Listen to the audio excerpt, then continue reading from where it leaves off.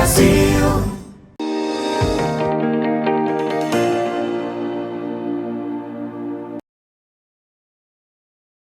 Olá, amigos do Notícias Agrícolas no ar, mais um boletim acompanhando o que está acontecendo no mercado do boi.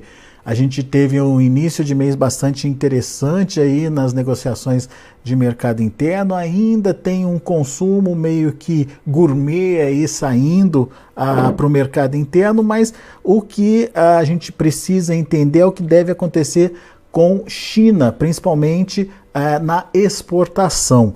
Quem traz mais detalhes para a gente é o Caio Junqueira, lá da Cross Investimentos. Caio hoje está por telefone com a gente. Seja bem-vindo, viu, Caio? Obrigado por nos ajudar a entender um pouquinho mais do que pode acontecer com o mercado. Por que a gente está destacando a China hoje, Caio? O que está acontecendo? O que você está vendo de diferente acontecer aí no mercado? Bom dia, Alexander. É sempre um prazer estar com vocês aí no Notícias Agrícolas. Bom dia a todos os ouvintes aí.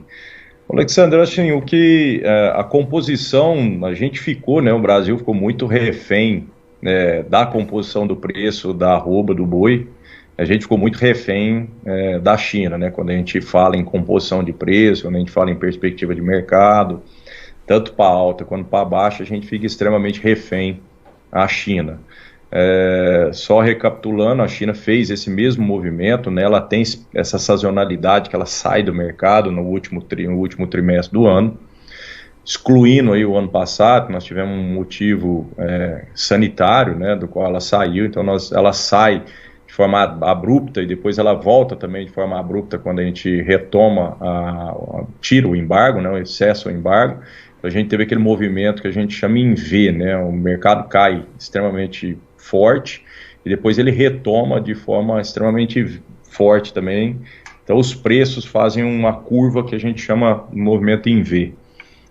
2021 a gente precisa excluir dessa análise, né, que foi esse movimento que teve muito mais a ver com um problema sanitário do que com a sazonalidade da China, mas 2020 a gente teve um movimento extremamente parecido com o que a gente está vendo hoje, né, dentro de 2022. Então ela já fez esse movimento lá atrás e ela retoma também num determinado período, num horizonte, aí tem muito a ver quando que cai o Ano Novo Chinês. Então às vezes um pouco mais próximo do fim do ano, um pouco mais distante do fim do ano. 2020 ela retomou essas negociações antes do final aí, na primeira quinzena de novembro ela começa a fazer uma retomada de negociações, isso foi 2020.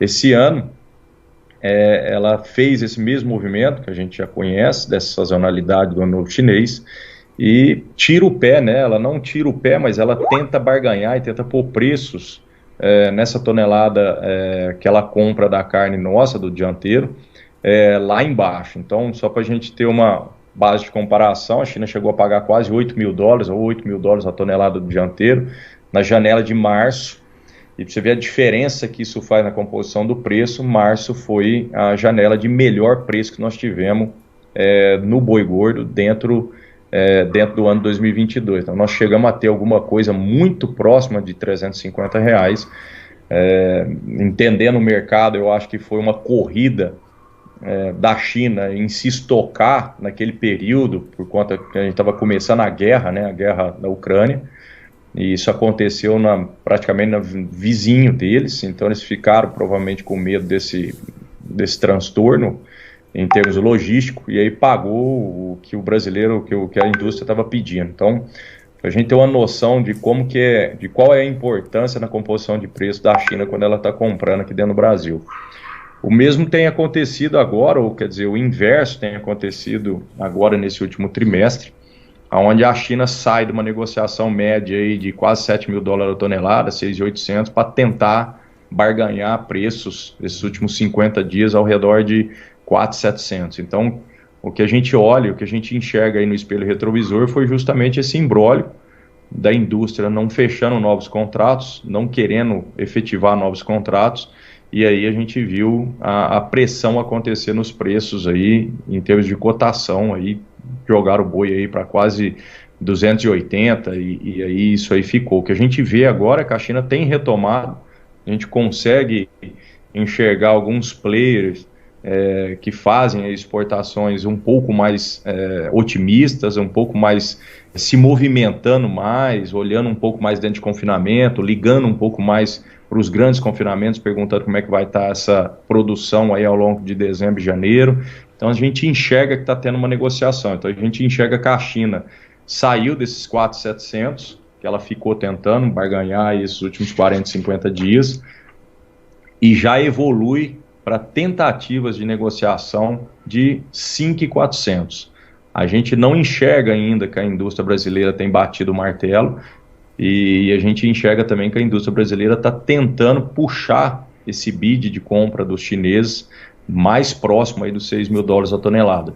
Não é alguma coisa que acontece da noite para o dia, mas a gente sabe, a gente enxerga, e a indústria muito mais que a gente, ela consegue enxergar que o Brasil hoje é o prato, entre aspas, que está na mesa do chinês mais barato. A gente pega comparativos, até mesmo aqui na América do Sul, em termos de comparativos de arroba por dólar, o Brasil é o mais barato, é o que entrega a melhor qualidade, é o que entrega mais volume. Então é uma questão de tempo da China reatar aí esse namoro, esse casamento, e uma questão de tempo dela voltar a pagar bons preços, né? A gente não acha que vai acontecer o mesmo movimento que aconteceu em 2021, por isso que eu falei aí no começo da entrevista, aquele movimento em V, né? Porque o contexto é outro, mas a gente enxerga que a China volta a comprar e volta a pagar um pouco melhor aí, e consequentemente a indústria provavelmente vai vir com mais apetite, e aí vai se deparar com uma oferta menor, né? Justamente porque a gente sai daquela sazonalidade mais coxo, de agora até março a gente vai começar a migrar essa oferta de confinamento para dentro da oferta de pasto. A oferta de pasto é uma oferta mais controlada, que o cliente, o pecuarista não tem aquela necessidade de vender o animal, não tem aquela janela tão estreita para se vender o animal. Então a China provavelmente voltando com mais vontade, com mais gana, pagando mais, a indústria brasileira provavelmente vai achar menos oferta, e aí nós vamos ter a curva da oferta e da demanda mexendo de novo, provavelmente com alta de preço, que é o que a gente já enxerga agora, né? A gente já teve aí sexta-feira passada, nós já tivemos o primeiro registro de boi China para dentro do estado de São Paulo de R$290 à vista. Então, quer dizer, há quanto tempo aí, praticamente 40, 50 dias que a gente não via esse tipo de registro, vimos na sexta-feira, já vem de encontro com o que a gente vinha enxergando, né? Nas últimas entrevistas, acho que eu já estou batendo essa tecla que o pior já passou, o pior ficou para trás, então vem mais ou menos de encontro com isso. O que está faltando, o grande gatilho mesmo que está faltando para o boi, provavelmente encabeçar um boi China aí até R$300, que é o que a gente vislumbra aí para dentro do mês de dezembro, é realmente a China voltar e começar a efetivar essas novas negociações, próximo talvez dos $6.000 a tonelada do dianteiro. Às vezes não é $6.000, mas é 5.600, 5.700 ou algo acima de 5.500, que já deixa a indústria brasileira um pouco mais confortável e com um pouco mais de vontade, de gana de vir aumentar o volume, né? Porque a gente passou também por uma diminuição drástica aí de volume de abate aí nesses últimos 40 dias, né? A gente tem notado que as indústrias, principalmente as indústrias que fazem em China, ao invés de fazer 2 turnos, de fazer os abates cheios, de abater no sábado, ela vinha pulando muitas das vezes até 2 vezes na semana, justamente porque a demanda externa estava devagar, né? Então ela padroniza, ela organiza efetivar a escala de abate dela para ofertar menos, justamente porque as margens são mais apertadas, né? Muito bem. Ô Caio, só para entender esse lote de 290 que o aplicativo Agro Brasil apurou, pegou na última sexta-feira, isso já é um ágio pelo boi China, é isso que você está dizendo? Já se paga um pouco a mais pelo boi China? Alexander, assim, eu acho que sim. Foi o primeiro negócio, né, que a gente viu. Precisa ver se vai ter continuidade, né, Caio? Foi um lote extremamente grande, de alta qualidade e o que a gente costuma dizer na cozinha da indústria. Então, muito próximo, né? Então, assim, a indústria não tem problema de frete, porque é um frete extremamente curto, ela tem volume, quer dizer, ela não pagou em 100 boi, não pagou em 80 boi, então ela teve um motivo a mais também para pagar, então ela faz, provavelmente ela hoje está tentando comprar boi a 280, então ela faz uma 20, 30% do abate dela ao longo de mais 10 dias, num volume grande, e aí tenta fazer uma média para frente, comprando animais mais baratos. Então, a gente não leva ainda, a gente não padroniza isso como padrão agora para o boi China. A gente ainda vê em algumas regiões, dentro mesmo do estado de São Paulo, de indústrias que não tem necessidade nenhuma de pagar o boi de 285, por exemplo, e tem conseguido comprar o boi China de 280. Uhum. Então, quer dizer, vai muito da macro-região que o cliente pecuarista ou que o comprador, a indústria, está inserida. Então, mas o importante começou um movimento, e esse movimento começa por parte da China, de tentar aumentar o bid para fazer novos negócios, e a gente já cheira alguma coisa acontecendo com possível alta realmente para o boi mudar de patamar de preço, ou voltar aí para o patamar de preço entre 290 e 300, provavelmente aí para finalizar o ano, e aí já pega uma melhora de consumo também por conta de Natal, de festa, e também de melhora aí no mercado interno. Então a gente enxerga que o mercado deve correr até o final do ano aí para uns R$300, principalmente para o boi China. Agora, isso é muito importante porque a China absorve alguns cortes que acabam pressionando o mercado interno se eles ficam lá parados, certo, Caio? Que são os cortes dianteiros, é isso? Isso aí, assim, acho que muitas pessoas estão escutando a gente falar aqui agora, acredito que a maioria é produtora, pecuarista, já deve ter ido, provavelmente, já foi aí dentro de um supermercado, até mesmo dentro de uma casa de carne especializada, e não acha uma determinada picanha, ou não acha um determinado corte. Então, assim, os cortes premiums, eles não têm problema, né, de venda. Por exemplo, não estão tendo problema de venda. Então, existe um consumo específico para esse tipo de corte. O problema todo é que a indústria do mercado interno, que não faz a exportação, ela compra um animal inteiro. E aí ela precisa desossar aquele animal e precisa vender toda aquela carne. Então, na composição da venda dela, alguns produtos ficam engastalhados. Muitas das vezes é do dianteiro. Então, uma parte menos nobre. E é justamente essa parte de dianteiro que sai com alto volume para a China. Então, o fator China na contribuição da formação de preço, ela é importante também por vários motivos, e um deles é justamente o volume. Ela tira grande parte desse volume justamente de um volume que o brasileiro não consome tanto, né? Agora, Caio, no mercado interno, a gente já viu um movimento de recuo no preço do boi casado. A primeira quinzena veio forte, teve alta aí no boi casado, mas agora deu uma amenizada aí nesses preços. O que a gente pode esperar do consumo interno, na sua opinião? Melhora, eu acho que melhora. Provavelmente a gente tem para dezembro esse recuo que nós saímos, o pico do preço agora dentro de novembro, virada de novembro, né, foi aí 18,50. Então nós tivemos uma correção muito forte. Ela já saiu do 17,50, subiu praticamente R$1 no casado, bateu aí os 18,50 e agora voltou na sexta-feira. O atacado voltou para casa dos R$18, equivalente mais ou menos aí um boi 270 no casado. Você coloca um histórico de diferença do casado para arroba de 5%. Então você dá um boi aí de 280, 277, 283, então assim, você mantém uma margem para a indústria trabalhar. O que a gente nota é que esse recuo, provavelmente, ele termina aqui, ele cessa aqui, porque a gente provavelmente tem uma melhora de consumo no mercado interno por conta dos jogos, desse período festivo que a gente tem agora, de entrar 13º.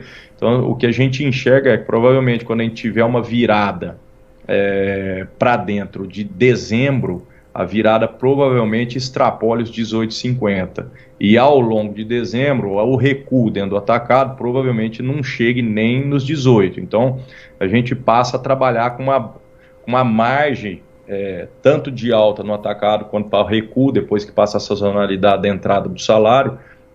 Provavelmente ela vai ficar a banda de máxima provavelmente vai ser um pouco mais alta, e a banda mínima provavelmente fica um pouco mais elevada do que essa banda de R$18. Então vai ter uma melhora, com certeza vai ter uma melhora, mas o mercado interno não dá conta de chamar, de pegar no peito tudo o que é produzido aqui dentro do Brasil. Então essa melhora precisa vir também com uma retomada da China, né? Esses dois fatores juntos, uma reação do mercado interno, mais a China retomando aí os negócios, que fazem você acreditar nesse boi de R$300 já em dezembro. Isso aí. Estamos batendo nessa tecla aí. Muito bem. Muito bom, Caio. Tem uma pergunta aqui do Anderson Antonelli. Qual que é a sua expectativa para o primeiro trimestre de 2023 em relação a custo de produção no seu ponto de vista? Teremos aumento ou redução nesses custos, hein, Caio?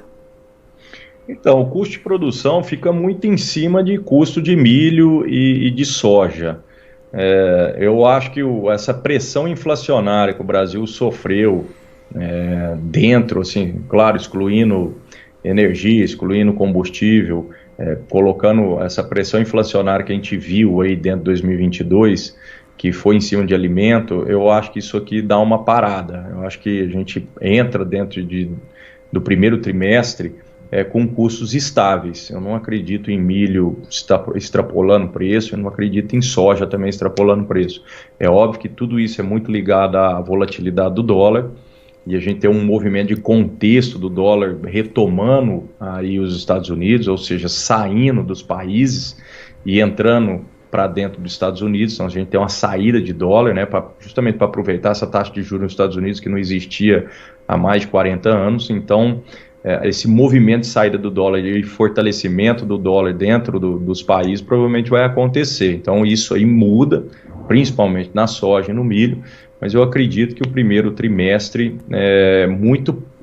os preços de soja e milho, que vão fazer aí o custo da produção, fiquem muito estáveis, muito parecido do que nós estamos vendo agora. Então, não acredito em grandes altas em termos de custo de produção, não. Acredito em retomada de preço de boi até março, né, por conta dessa lapidação do confinamento, né, o confinamento deve diminuir drasticamente até março.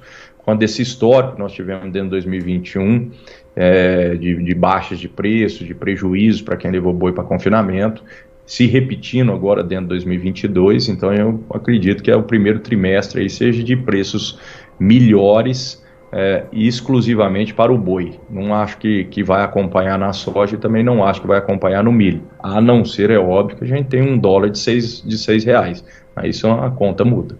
Muito bom. Caio Junqueira, obrigado, meu caro, mais uma vez, obrigado pela participação. Lembrando que o aplicativo AgroBrasil está lá para ser baixado, né? Nas lojas virtuais, é isso, Caio? É isso aí, peça aí para todos, né? Fica aí o pedido para todo mundo, quem não conhece, quem não está lá dentro do aplicativo, que baixe o aplicativo AgroBrasil com Z no final e o use, né? Comece a contribuir para essa formação de preço, para esses registros de negócio que acontecem lá 24 horas por dia, que acabam ajudando na formação de preço, né? Antes do aplicativo existir, a formação de preço era feita única e exclusivamente pela indústria, né? A indústria que coloca o preço, porque ela tem uma malha de informação extremamente grande. São poucas indústrias que compram de mais de 3 milhões de pecuaristas ao longo aí do Brasil, né? No território brasileiro. Então, o aplicativo veio justamente para isso, para contribuir para a formação de preço, né, para deixar um pouco mais igualitário essa formação de preço, uma vez que quem está ali dentro e faz uma venda, ela registra o seu negócio e o negócio acaba ajudando na formação de preço, ajudando todo mundo que está ali dentro dessa comunidade a ficar mais bem informada, né? Então é extremamente importante que não só abaixe o aplicativo, mas também o use de forma efetiva em fazendo seus registros, né? Por exemplo, esse registro de R$290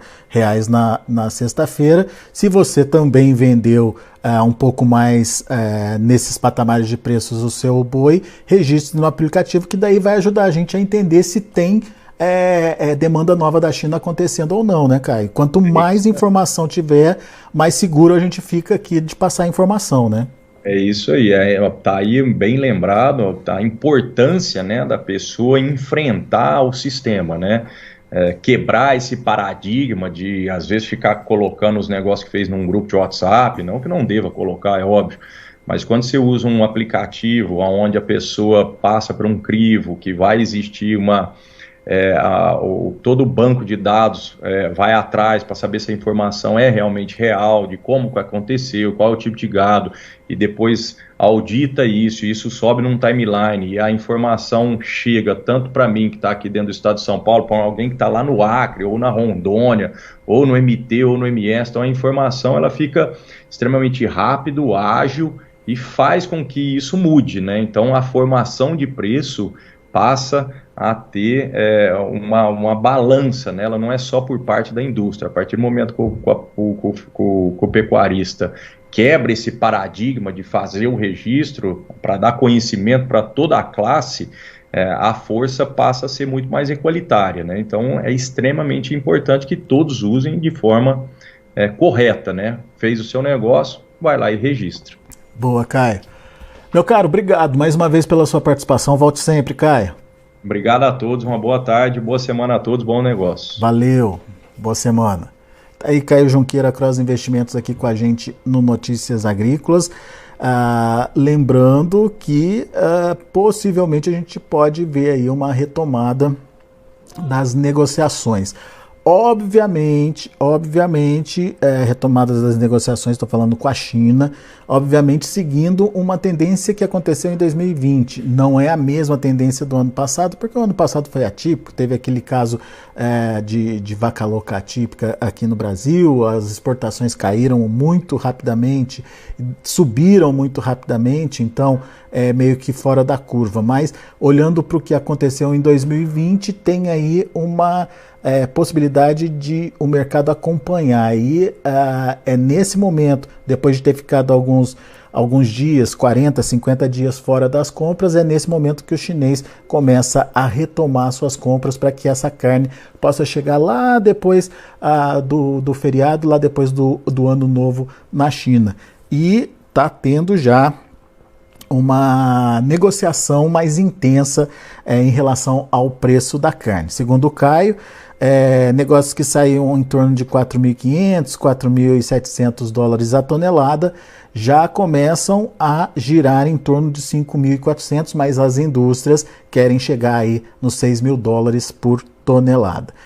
Se isso acontecer de fato, mais uma reação do consumo interno, uma consolidação dessa reação que já começou a acontecer agora em novembro, e mais uma redução que é natural aí da demanda por conta da diminuição dos confinamentos, do volume de animais nos confinamentos, esses fatores juntos podem trazer de volta aquele patamar dos R$300 para a arroba, pelo menos essa é a expectativa do Caio Junqueira lá da Cross Investimentos.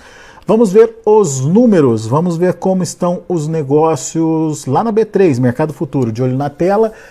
Dezembro caindo 0,45% a R$ 301,60.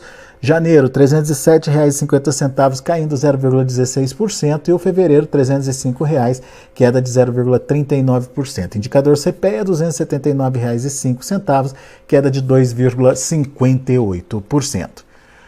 Muito bem, são os números de hoje do Mercado do Boi. A gente vai ficando por aqui. Na sequência tem João Batista Olive. Continue com a gente.